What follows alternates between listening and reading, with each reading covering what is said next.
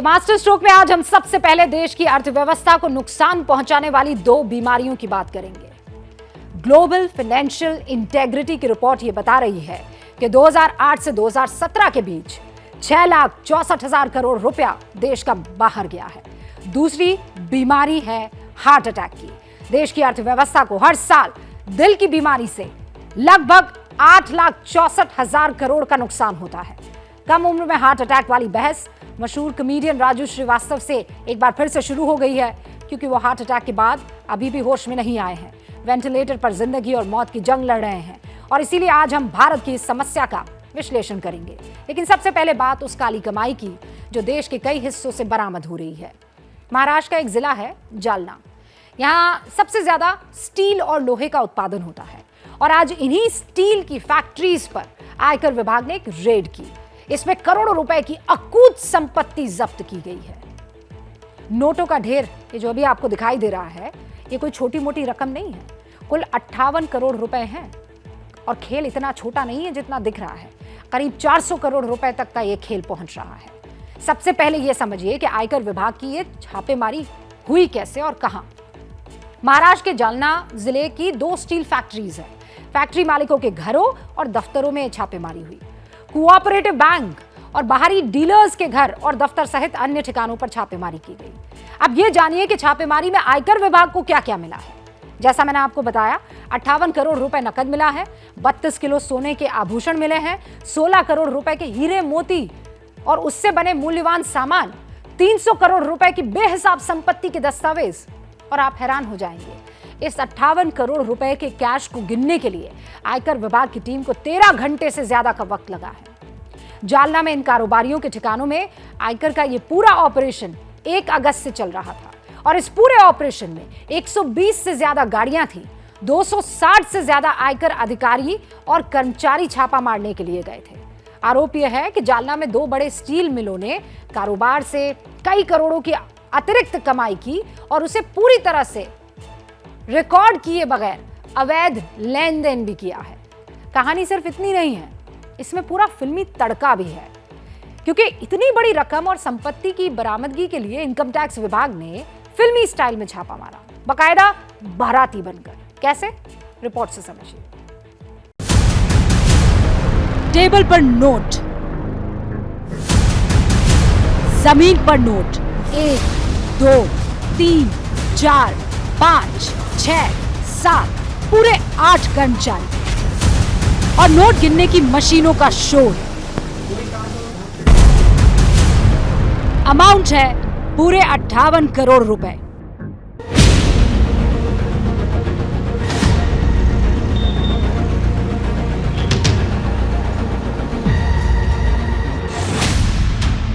ये है तो स्टेट बैंक ऑफ इंडिया की एक शाखा, लेकिन यहाँ मौजूद ये करोड़ों रुपया इस बैंक का नहीं है, बल्कि ये वो काला धन है जिसे स्टील के कारोबारियों ने अपनी फैक्ट्री और घरों में छिपाया हुआ था।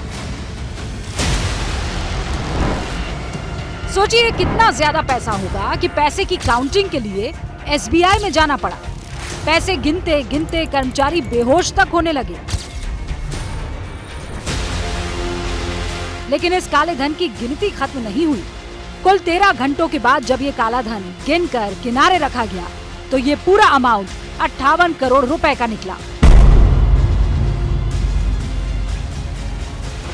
जालना में जिस जगह छापामारी हुई वही वो इलाका है, आप देख रहे हैं। जालना का स्टील इंडस्ट्री एरिया है जहां पे 3 अगस्त को छापामारी हुई थी।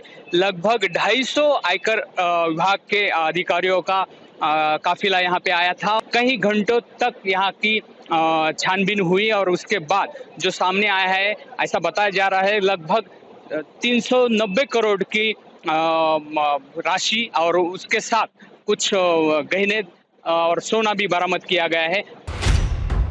जिनके ठिकानों पर छापा पड़ा वो है Kalika steel alloy private limited, जिसके मालिक का नाम है घनश्याम गोयल।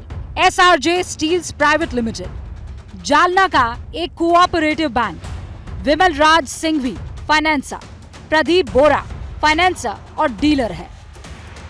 लेकिन ये कहानी सिर्फ इतनी ही नहीं है। करीब 390 करोड़ रुपए की काली कमाई का भंडाफोड़ भी बड़े नाटकीय अंदाज में हुआ। वहां पहुंचने के लिए आयकर विभाग के कर्मचारियों ने जो तरीका अपनाया वो बहुत दिलचस्प था। इस पूरे रेड को फिल्मी तरीके से अंजाम दिया गया। आयकर विभाग के अधिकारी रेड करने के लिए बाकायदा बाराती बनकर बारात लेकर वहां पहुंचे थे। लेकिन जालना में हुई रेड की कहानी पूरी फिल्मी है। इनकम टैक्स का छापा मारने के लिए बारात का इस्तेमाल हुआ। हालांकि ये सुनने में अजीब जरूर लगेगा, लेकिन ये है हकीकत। आयकर विभाग की टीम इस बड़ी छापेमारी के लिए गाड़ियों के एक बड़े काफिले के साथ निकली और हर गाड़ी पर राहुल वेड्स अंजलि का स्टिकर लगाया। साथ में एक और स्टिकर था जिस पर लिखा था दुल्हनिया हम ले जाएंगे, यानी पूरा ऐसा माहौल बनाया गया मानो कोई बारात जा रही हो। इनकम टैक्स वालों की इस बारात में 120 से ज्यादा गाड़ियों का बेड़ा और उन गाड़ियों में बैठे थे 260 से ज्यादा कर्मचारी और अधिकारी। इन गाड़ियों में बैठे इनकम टैक्स के अधिकारियों ने बारातियों के कपड़े तक पहने थे। गोपनीयता बरकरार रखने के लिए गाड़ियों को 10 से 12 के ग्रुप में बांटा गया। 31 जुलाई की रात को काफिला जालना के लिए निकल गया। 1 अगस्त की दोपहर को पहले रेड की शुरुआत हुई। शुरुआत के 3 दिनों तक तो लोकल पुलिस को भी छापे की जानकारी नहीं दी गई। तो राहुल वेड्स अंजलि की स्टिकर लगी करीब 100 से ज्यादा गाड़ियां 1 अगस्त की सुबह जालना में दिखाई दी तो अचानक हलचल बढ़ी। लोगों को लगा कि ये गाड़ियां किसी की शादी में जा रही हैं, लेकिन हिंदू मान्यताओं के अनुसार सावन के महीने में शादियों का चलन नहीं है, इसलिए इस बारात को देखकर कई लोग चौंके भी और लोगों का चौंकना स्वाभाविक भी था। अब ये समझिए कि इन फैक्ट्रियों से करोड़ों रुपए के कैश की बरामदगी हुई कैसे। रेड की शुरुआत में ही स्टील कारोबारी के घर में करोड़ों रुपए की संपत्ति और आभूषण मिल गए थे, लेकिन नकदी का स्पेसिफिक इनपुट था वो नहीं मिला। खबर पुख्ता थी, इसीलिए रेड जारी रखी गई। इसके बाद इनकम टैक्स की टीम को एक फार्म हाउस की जानकारी मिली। ये शहर से लगभग 8 से 10 किलोमीटर दूर था। फार्म हाउस में सर्च ऑपरेशन के दौरान एक दरवाजा मिला। दरवाजे के अंदर बिस्तर मोड़ कर रखे गए थे। बिस्तरों को हटाकर देखा गया तो भीतर नोटों के बंडल मिले। इसके अलावा 35 थैलियां भी थी जिनके अंदर नोट भरे हुए थे। इस फार्म हाउस से 28 करोड़ रुपए कैश मिले हैं, जबकि 30 करोड़ रुपए एक बैंक लॉकर से मिले। नोटों की ये थैलियां इन तस्वीरों में आप देख भी सकते हैं। नोट इतने ज्यादा थे कि गिनने के लिए जालना के स्टेट बैंक लाए गए। अलग अलग ब्रांच से नोट गिनने की 12 मशीनें मंगवाई गई। करीब 390 करोड़ की अकूत संपत्ति का पता सिर्फ एक दिन के छापेमारी में नहीं चला। आयकर विभाग ने अलग अलग ठिकानों पर 1 अगस्त से लेकर 8 अगस्त तक लगातार छापेमारी की, जिसके बाद इस बेहिसाब दौलत का भंडाफोड़ हुआ। आयकर विभाग ने राज्य भर से 5 अलग अलग टीमें इस रेड के लिए बनाई थी। कैश इतना ज्यादा था कि इसे गिनने के लिए 13 घंटे से अधिक का वक्त लगा। हाल के दिनों में आयकर विभाग की छापेमारी बहुत तेज हो गई है, ये आपको बताने की जरूरत नहीं है हमें। सिर्फ अगस्त के महीने में ही कई राज्यों में ये छापेमारी हुई है और कहां कहां क्या क्या हुआ अब ये बताते। देखिए, जालना में इस छापेमारी में कुल 390 करोड़ रुपए की अवैध संपत्ति का पता चला है। मध्य प्रदेश में भी छापेमारी हुई, उसमें 70 करोड़ की अवैध संपत्ति का पता चला। तमिलनाडु में इनकम टैक्स की छापेमारी में 200 करोड़ की संपत्ति पता चली है। मुंबई में 55 करोड़, दिल्ली एनसीआर में 150 करोड़, गुजरात में 1000 करोड़ रुपए की अवैध संपत्ति का पता चला है। तो इस तरह से सिर्फ अगस्त के महीने में अभी तक इनकम टैक्स विभाग को 1865 करोड़ रुपए की अवैध संपत्ति का पता चला है। अलग अलग सालों की बात करूं तो भारत में कालाधन जमा करना एक बहुत बड़ी समस्या है। ये सीधे तौर पर देश की अर्थव्यवस्था को प्रभावित करती है। वित्त मंत्रालय के मुताबिक 2019 और 20 में अलग अलग छापेमारियों में 32,610 करोड़ रुपए की अवैध संपत्ति का पता चला है। 2020-21 यानी कोरोना काल के दौरान ये संख्या कम रही और 9,256 करोड़ रुपए की अवैध संपत्ति पकड़ी गई। 2021 और 22 में अलग अलग छापेमारियों में 6,891 की अवैध संपत्ति का पता चला है। तो कुल मिलाकर कालाधन देश की अर्थव्यवस्था को बहुत ज्यादा नुकसान पहुंचा रहा है और इसीलिए ये बहुत महत्वपूर्ण हो जाता है कि जितना जल्दी हो सके उन तमाम लोगों की इन अकूत संपत्तियों को कब्जे में किया जाए जो काला धन इकट्ठा करते हैं। और अब मास्टर स्ट्रोक में देश की अर्थव्यवस्था को नुकसान पहुंचाने वाली दूसरी बीमारी की बात करनी है। देश की सबसे बड़ी बीमारी के बाद शरीर और सेहत से जुड़ा ये विश्लेषण है। ये आपसे ताल्लुक रखने वाला है। आपने कभी सोचा है कि वर्जिश, कसरत, एक्सरसाइज आपके लिए हानिकारक भी हो सकती है? और ये हम इसीलिए कह रहे हैं क्योंकि कॉमेडियन राजू श्रीवास्तव जिम में ट्रेडमिल पर दौड़ते दौड़ते बेहोश हुए और उस वक्त इस वक्त जब मैं आपसे बात कर रही हूं, वो अस्पताल में जिंदगी और मौत की जंग लड़ रहे हैं। हमेशा हंसाते थे, खुद भी बहुत हंसते थे। राजू श्रीवास्तव के दिल ने उन्हें क्यों धोखा दे दिया, इसकी पूरी समीक्षा हम करेंगे। उससे पहले राजू श्रीवास्तव का हेल्थ बुलेटिन आपको मैं बता देना चाहती हूँ। राजू श्रीवास्तव को वेंटिलेटर पर रखा गया है। राजू श्रीवास्तव कल से 2 स्टेंट उनके बदले गए हैं। राजू को एक नया स्टेंट लगाया गया है दिल में। राजू श्रीवास्तव अब तक होश में नहीं आ पाए हैं और बेहोश होने के बाद दिमाग में ऑक्सीजन ब्लॉकेज से हालत बिगड़ गई है। राजू का इलाज न्यूरो और हार्ट विशेषज्ञ दोनों मिलकर कर रहे हैं। राजू श्रीवास्तव का ताज़ा हेल्थ अपडेट ये बताता है कि उनकी स्थिति अभी चिंताजनक है और राजू श्रीवास्तव का दिल का दौरा इस तरीके से अलर्ट कर रहा है सिर्फ एक शख्स को नहीं, हम सभी को। और इसके संकेत को हमें आज की तारीख में समझना बहुत जरूरी है। मैं क्या बोल रहा हूँ, क्या हुआ क्या था?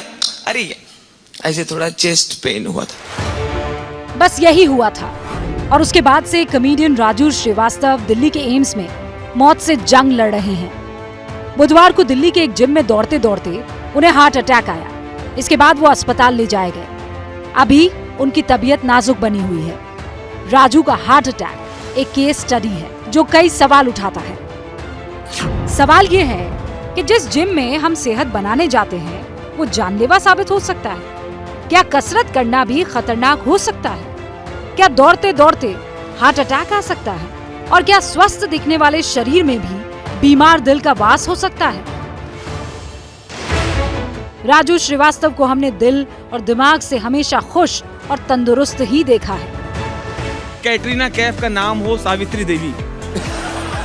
एक प्रदेश है, ऐसा लगता है वो बोलता है। अरुणा चल।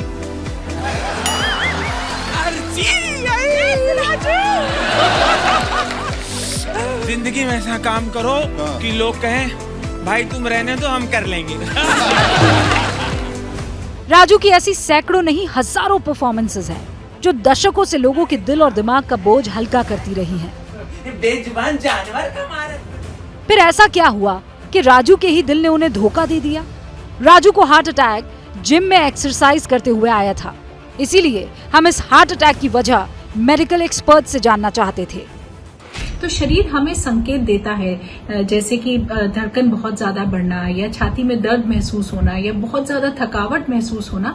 तो ऐसे समय पे जरूर हमें अपनी एक्सरसाइज को कुछ समय के लिए रोकना और विश्राम करना बहुत ज्यादा जरूरी है। लेकिन अक्सर हम यही करते हैं कि कोई बात नहीं, हम उनको नजरअंदाज करके और एक्सरसाइज करने लगते हैं और ऐसी स्थिति में हम देखते हैं कि हार्ट अटैक या इस तरह की परेशानियां सामने आती हैं। आजकल ये ट्रेंड काफी बढ़ गया है कि लोग जिम और एक्सरसाइज को फिटनेस से ज़्यादा बढ़िया लुक्स का जरिया मान रहे हैं। ऐसे में वो अपने शरीर को क्षमता से ज़्यादा इस्तेमाल कर देते हैं और ऐसे में पूरे शरीर को खून सप्लाई करने वाले दिल पर दबाव पड़ता है और कई बार दिल जवाब देने लगता है, जो कि जानलेवा साबित हो रहा है। एक्सरसाइज शरीर को फिट रखने के लिए है, ना कि एक्सरसाइज के लिए शरीर ही दांव पर लगा दिया जाए। इसीलिए डॉक्टर्स व्यायाम से पहले शरीर के संकेतों को पहचानने की सलाह देते हैं। फिट रहना हमारे पेशे के लिए या किसी और कारणों से बहुत जरूरी हो जाता है और ऐसी स्थिति में हमारे शरीर के जो संकेत आ रहे होते हैं उनको हम नजरअंदाज करने लगते हैं और ज्यादा से ज्यादा एक्सरसाइज करने लगते हैं। और अगर परेशानी भी आ रही हो एक्सरसाइज करते वक्त तो भी हम अपनी एक्सरसाइज को रोकते नहीं है और करते जाते हैं। और ऐसी स्थिति में हम देखते हैं कि कई बार हार्ट अटैक या बेहोश होना या इस तरह की समस्याएं सामने आती हैं। कसरत के असली मकसद को समझने की भूल जानलेवा साबित हो सकती है, लेकिन ये भूल आम हो चुकी है। इसकी बड़ी वजह है वजन घटाने की बढ़ती चाहत, जिसे एक इंडस्ट्री में बदल दिया गया है। पूरे दिन हमारे सामने ऐसे विज्ञापन होते हैं जो वजन घटाने की चाहत को बढ़ाते हैं। ऐसे विज्ञापन हमें भ्रमित कर सकते हैं क्योंकि हर शरीर अलग होता है और हर कोई एक जैसी कसरत नहीं कर सकता। इसीलिए कुछ चीजें जरूरी हो जाती है। अगर आप जिम जाने की तैयारी कर रहे हैं तो जरूरी है कि कि पहले शरीर की जांच कराएं, डॉक्टर्स की सलाह लें, फिर एक्सरसाइज शुरू करें तो किसी एक्सपर्ट जिम ट्रेनर की देखरेख में ही करें। अगर दिल की बीमारी का पारिवारिक इतिहास है तो सावधानी बरतें और वक्त वक्त पर शरीर की जांच करवाते रहें।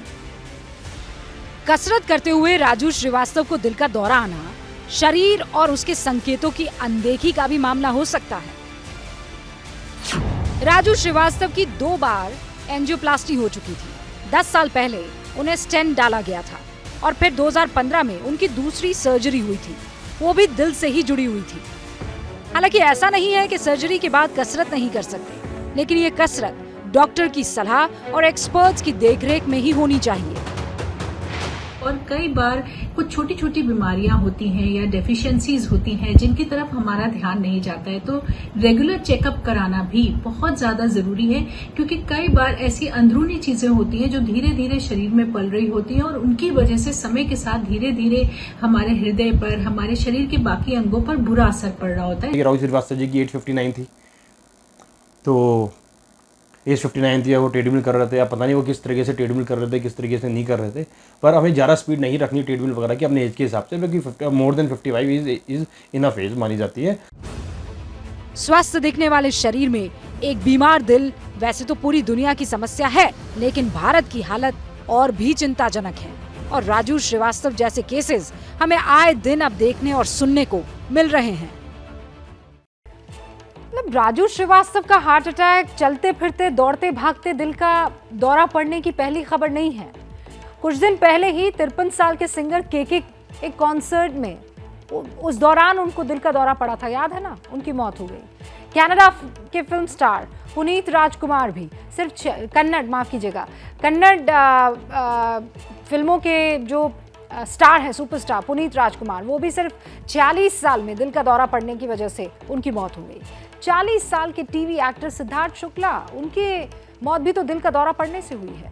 मिर्जापुर सीरीज से प्रसिद्ध हुए एक्टर ब्रह्मस्वरूप, उनकी मौत तो सिर्फ 36 साल में दिल के दौरा पड़ने की वजह से हुई है। ये लिस्ट बहुत लंबी है और ये पाया गया है कि वक्त के साथ साथ भारत में दिल के धोखा देने के मामले जो हैं वो बढ़ रहे हैं, यानी हार्ट अटैक से होने वाली मौत में लगातार इजाफा हो रहा है। भारत में साल 2015 में 18,820 लोगों की मौत हुई थी। 2016 में 21,914 आंकड़ा पहुंचा, फिर 2017 में बढ़ गया 23,246 लोगों की हार्ट अटैक से मौत हुई, फिर 2018 में बढ़ गया 25,764 लोगों की मौत हुई, 2019 बढ़ गया 28,005 लोगों की मौत हुई, 2020 में 28,579 लोगों की मौत दिल का दौरा पड़ने से हुई है। कुल मिलाकर 1.5 लाख लोगों की इस दौरान मौत हो गई है सिर्फ हार्ट अटैक से। अब सवाल यह है कि दिल का दौरा बढ़ क्यों रहा है? मेडिकल साइंस में लगातार एडवांसमेंट के बावजूद दिल के दौरे से होने वाली मौत की संख्या में इजाफा क्यों हो रहा है? इसकी क्या वजह है? काम के घंटे बढ़ना, फिटनेस का नजरअंदाज होना, मोटापा बढ़ना, ब्लड प्रेशर और डायबिटीज, शराब और सिगरेट का सेवन, हृदय के संकेतों को अनदेखा करना, तनाव, स्ट्रेस, दिल के मरीजों की संख्या में बेतहाशा इजाफा होने के कारण और भी है। ये तो कुछ मैंने गिना है, लेकिन मोटापा, तनाव, समय पर शरीर के संकेतों की अनदेखी सबसे ज्यादा घातक है, मान लीजिए। मेडिकल साइंस में तरक्की के साथ दिल की बीमारी में इजाफे की सबसे बड़ी वजह है दौड़ती भागती जिंदगी में बढ़ता तनाव, जिसे हमने अपनी जिंदगी का हिस्सा मान लिया है। लेकिन डॉक्टर्स के मुताबिक ये दिल का सबसे बड़ा दुश्मन है। सबसे पहली बात यह है कि आजकल मानसिक तनाव लोगों को बहुत ज्यादा है और उसको ठीक करने का हम कोई प्रयास नहीं करते हैं। हम उसी मानसिक तनाव के साथ धीरे धीरे अपनी जिंदगी आगे चलाते रहते हैं और ऐसे में जब हम एक्सरसाइज वगैरह करते हैं तब उसका दुष्प्रभाव हमारे उसके ऊपर पड़ता है, सिस्टम के ऊपर पड़ता है और हमारा शरीर धीरे धीरे जो है जवाब देने लगता है। दिल की बीमारियां सिर्फ एक इंसान की सेहत को ही प्रभावित नहीं करती, बल्कि ये देश की सेहत के लिए भी हानिकारक है। एक स्टडी के मुताबिक दिल की बीमारी से भारत की अर्थव्यवस्था को हर साल 8,64,000 करोड़ रुपए का नुकसान होता है और 2012 से 2030 के लिए अनुमानित नुकसान 164 लाख करोड़ का है। दिल की बीमारियों का ग्राफ भारत ही नहीं पूरी दुनिया में बढ़ रहा है और इस ग्राफ की दिशा को बदलना हमारे और आपके हाथ में है। जीवन के बैलेंस को बनाए रखने में ही दिल की सेहत का राज छिपा है, मान लीजिए। अपने दिल का ख्याल रखिएगा। मास्टर स्ट्रोक में अब बादलों के बार बार फटने और उनसे होने वाली तबाही के बारे में भी बात करनी है। इस साल जुलाई अगस्त के महीने में ही अब तक बादल फटने की बहुत सारी घटनाएं हो चुकी है और अब एक बार फिर से हिमाचल प्रदेश के कुल्लू से बादल फटने की खबर आई। कुल्लू में बादल फटा है, उत्तराखंड में भारी बारिश हुई है, नदियां, बरसाती नाले उफन रहे हैं और जान पर आफत बन रही है। बादलों का फटना अब आए दिन की घटना हो गई है। पहले तो कभी कभार हुआ करता था और इससे बर्बादी की भयानक स्थिति पैदा हो गई है। इसीलिए इस रिपोर्ट में हमने ये विश्लेषण किया है कि बीते कुछ साल में बादल फटने की घटनाएं क्यों बढ़ गई है, इसके पीछे वजह क्या है, जानिए।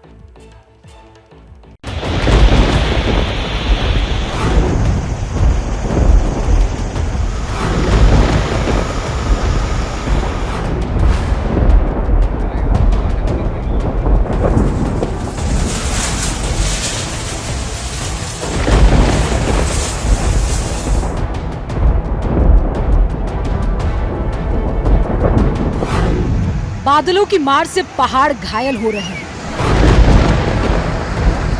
कुछ पल की बारिश से पहाड़ी इलाकों की तस्वीर अचानक बदल जाती है।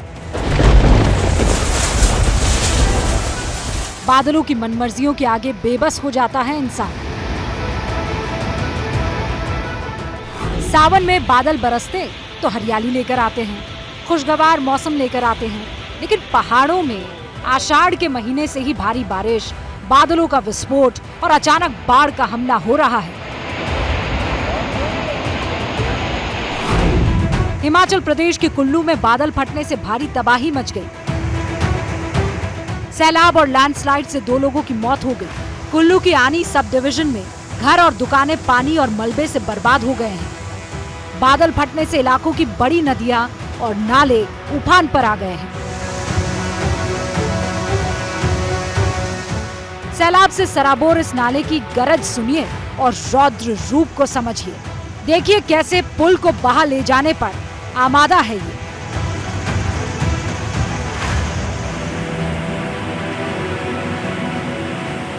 पानी की मार से नाले के किनारे खड़ी इस दुकान का हश्र देखिए।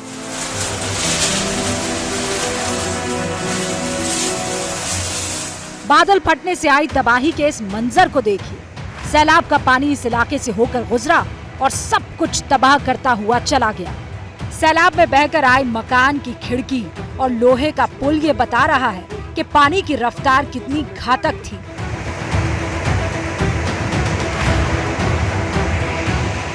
ऊंचाई पर बादल फटा और सैलाब बस्ती पर बरस पड़ा। नालों ने जमीन काटनी शुरू कर दी। गाड़ियां भी सैलाब के साथ बहकर नाले में पहुंच गई। कुल्लू के आनी इलाके में बादल फटने से पुलों और सड़कों को भारी नुकसान पहुंचा है। मौसम के विराट रूप धारण करने से आनी के स्कूल अगले आदेश तक बंद कर दिए गए हैं। आनी बाजार के पुराने बस अड्डे पर बनी 12 दुकानें बह गई हैं। भूस्खलन से खेत खलिहान और बागीचों को भारी नुकसान पहुंचा है। आउट लूरी नेशनल हाईवे 305 भूस्खलन की वजह से बंद हो गया है।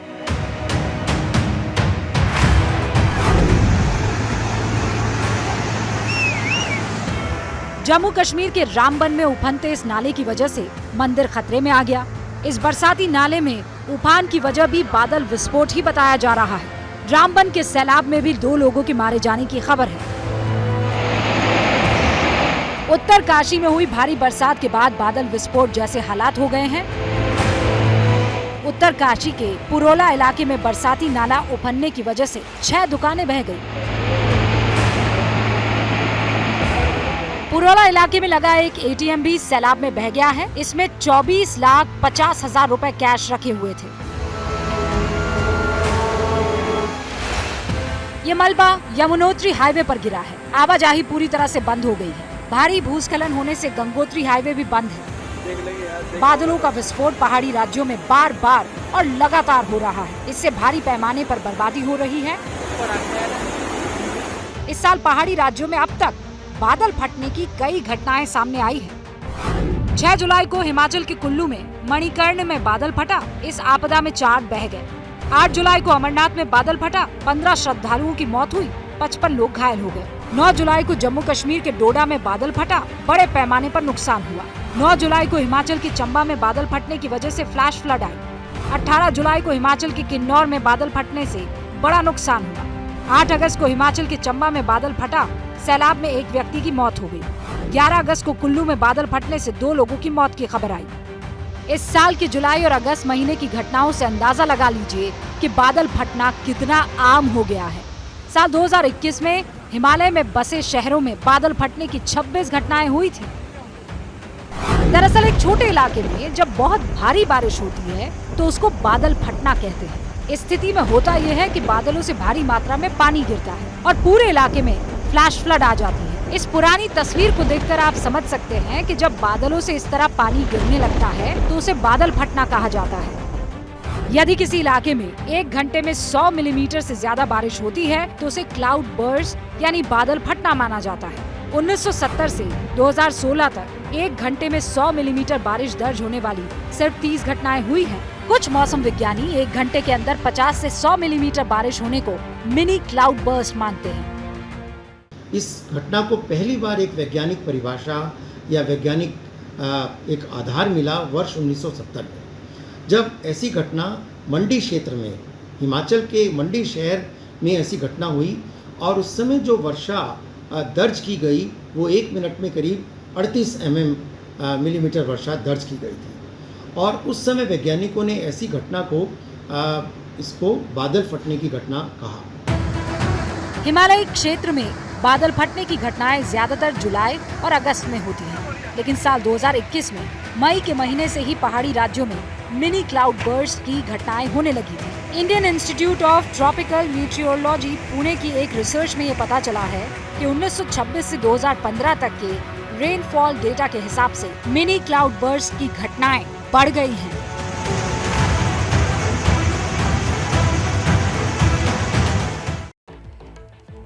बरसों पहले क्लाउड बर्स्ट की घटनाएं कम हुआ करती थी और फिर खबरों में आया करती थी, याद कीजिए। लेकिन बीते कुछ साल में बादल फटने की खबर तो बहुत आम हो गई है। पर्यावरण विशेषज्ञों की रिसर्च ये कहती है कि आने वाले वक्त में दुनिया भर में मिनी क्लाउड बर्स्ट की घटनाएं और ज्यादा बढ़ जाएंगी। तो अब सवाल ये है कि इसकी वजह क्या है, ऐसा क्यों होगा? पर्यावरणविद इसकी पहली वजह मानते हैं पहाड़ी इलाकों में अंधाधुंध शहरीकरण। पहाड़ी इलाकों में व्यावसायिक गतिविधियों को बढ़ावा देने के लिए जंगलों का कटना, धरती की बदलती हुई जलवायु और लगातार बढ़ता तापमान इसकी एक और वजह है। पर्यावरण वैज्ञानिकों के मुताबिक दुनिया भर के समुद्रों का तापमान सामान्य से ऊपर बढ़ने लगा है। तापमान बढ़ रहा है तो उस पर वातावरण में नमी बढ़ती चली जा रही है। नमी से भरे बादल जब हिमालयी क्षेत्र में पहुंचते हैं तो गर्म हवाओं से टकराते हैं और इसी के चलते बादल फटने की घटनाएं होने लगती है और वो ज्यादा हो रही है। दुनिया भर के वैज्ञानिक समुद्रों के बढ़ते तापमान और रेनफॉल के पैटर्न पर अभी रिसर्च कर रहे हैं और शुरुआती रिसर्च में ये पता लगा है कि बढ़ते तापमान की वजह से बादल फटने की घटनाएं बढ़ गई है और कम ही वक्त में बहुत ज्यादा बारिश होने से बर्बादी भी बढ़ गई है।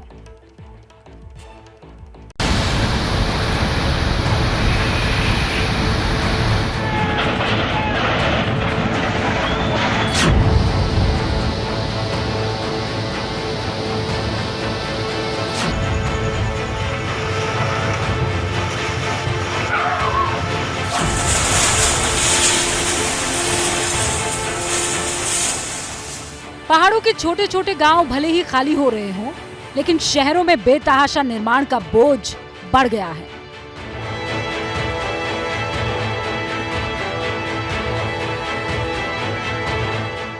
लोगों ने बरसाती नदी नालों के किनारे अपने मकान बना लिए हैं। भारी बारिश पहले भी होती थी, लेकिन नदी नालों का बहाव क्षेत्र खाली होने से नुकसान कम हुआ करता था। वैज्ञानिक मानते हैं कि अंधाधुंध निर्माण और शहरीकरण से बादल फटने की घटनाएं बढ़ गई हैं।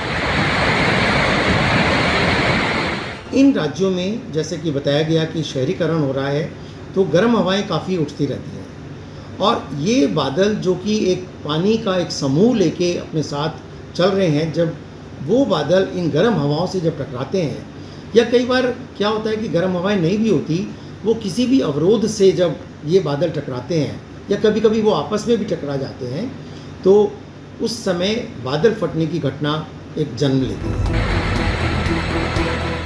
पहाड़ों पर फटते बादल और भारी बरसात से उठा सैलाब मैदानों में भी तबाही मचा रहा है। देश के कई राज्यों में इस साल भारी बारिश हुई है और नदियों में बेतहाशा उफान है।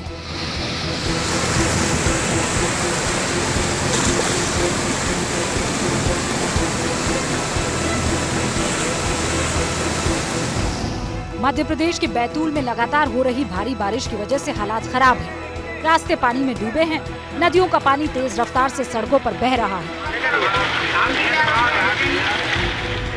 बैतूल के आठनेर ब्लॉक में एक शख्स ने मोटरसाइकिल से डूबी हुई सड़क पार करने की कोशिश की। वो पानी के साथ बह गया।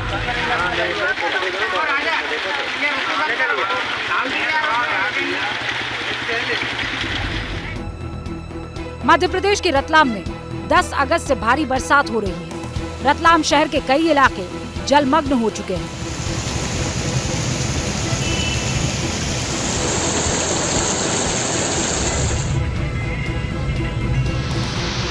भारी बारिश से सैलाना के बड़े केदारेश्वर मंदिर में बरसाती झरना फूट पड़ा।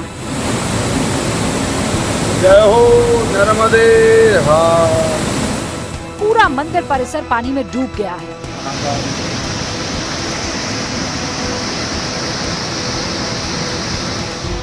सैलाना के केदारेश्वर मंदिर में भारी बारिश के बाद ये झरना शुरू हो जाता है। 11 अगस्त को केदारेश्वर मंदिर झरने के पानी में आधा डूबा रहा।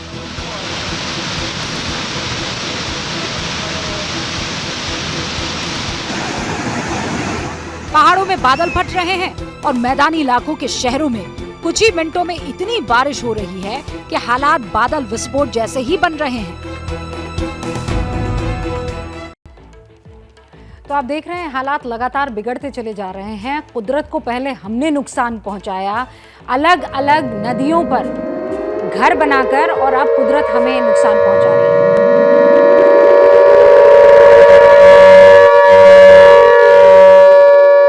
ये सायरन आप लोगों को आगाह करने के लिए है।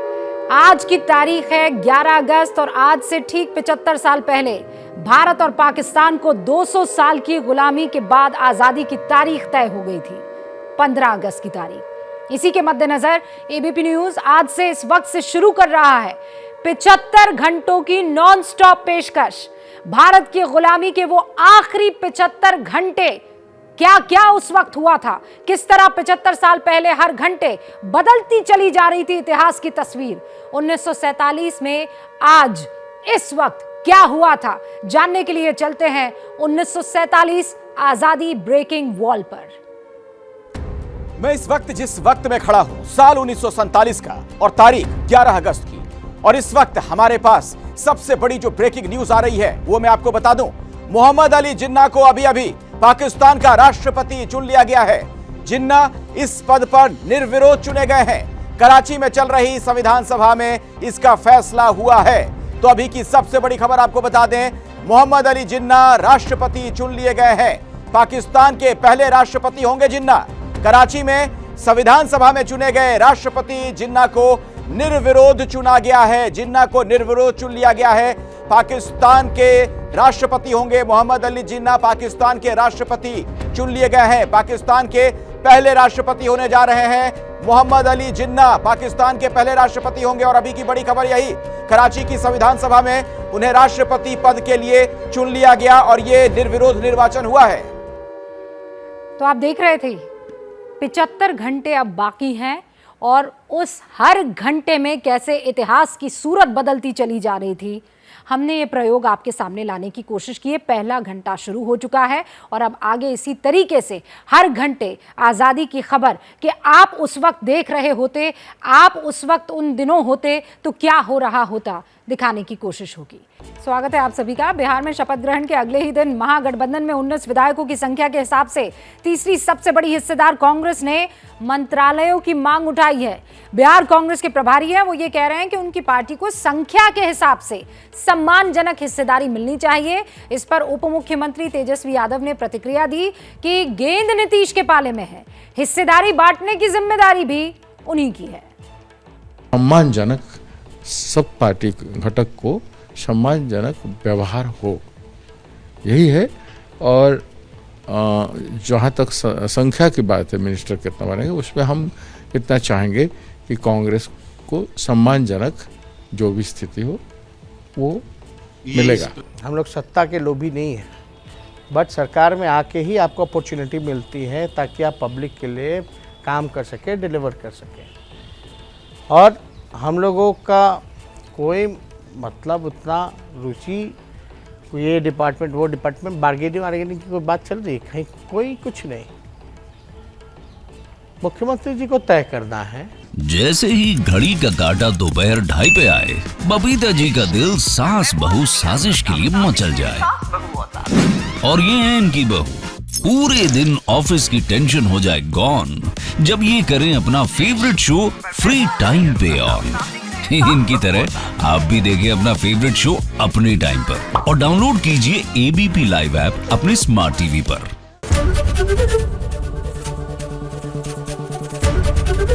एबीपी न्यूज आपको रखे आगे।